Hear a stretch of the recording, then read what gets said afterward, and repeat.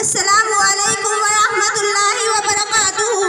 وعلیکم السلام ورحمۃ اللہ وبرکاتہ۔ کیا آپ دونوں خیر و عافیت سے ہیں؟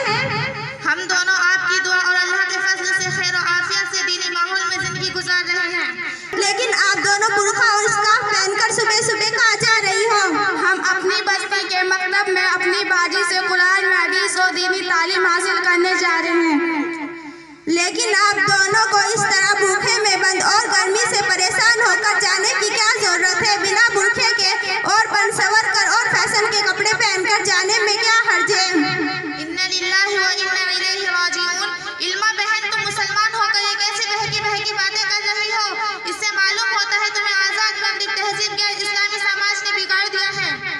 مگر پردہ نہ کرنے سے کیا ہوتا ہے اور اس سے کیا فرق پڑتا ہے؟ اور پردہ کریں گے تو لوگ کیا کہیں گے؟ لوگ کیا کہیں گے؟ لوگ تو مرنے کے بعد یہی کہیں گے اِنَّ لِلَّهِ وَإِنَّا إِلَيْهِ رَاجِعُونَ، اور مٹی ڈال کر واپس آ جائیں گے اور پھر بھول جائیں گے۔ قبر میں کیا جواب دو گے؟ جہاں صرف نیک اعمال ہی کام آئیں گے وہاں کہا جائے گا تم نے دنیا کے لوگوں کے لیے زندگی گزاری ہے، اب بتلاؤ کیا لائے ہو؟ اس وقت کیا جواب دو گے؟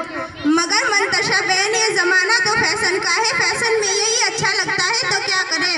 لیکن علما بہن یہ یاد رکھیں، جو چاکلیٹ کھلی ہوئی ہوتی ہے اسے چوٹیاں لگ جاتی ہیں، اور جو چاکلیٹ پیکنگ ہوتی ہے اسے چوٹیاں نہیں لگتی۔ سیم اسی طرح جو لڑکی بے پردہ پھرتی ہے اس کے پیچھے بدماش لڑکے پڑ جاتے ہیں اور اس کی عزت لوٹ لیتے ہیں، یا پھر وہ ان بدماش لڑکوں سے دوستی کر کر اپنی زندگی تباہ اور برباد کر دیتی ہے۔ اور ہاں علما بہن، یہ بات یاد رکھنا، جو چیز مہنگی ہوتی ہے اسے لوگ چھپا کر رکھتے ہیں اور جو چیز سستی ہوتی ہے اس کو ویسے ہی چھوڑ دیتے ہیں، جیسے سونے چاندی پیسہ چھپا کر رکھتے ہیں کیونکہ وہ قیمتی ہے۔ ایسے ہی اگر آپ اپنے آپ کو اور اپنی عزت و آبرو کو قیمتی سمجھتی ہیں تو پردے میں رہیں، اگر آپ اپنے آپ کو فضول اور بیکار سمجھتی ہیں تو پردہ نہ کریں، تو دیکھنا کیا حشر ہوتا ہے۔ میری پیاری بہنوں، میں آپ دونوں سے مل کر بہت خوش ہو رہی ہوں، کیونکہ آپ دونوں نے مجھے پردے اور برقعے کے بارے میں بڑی اچھی اچھی باتیں بتلا کر میری غلط فہمی کو دور کر دیا ہے۔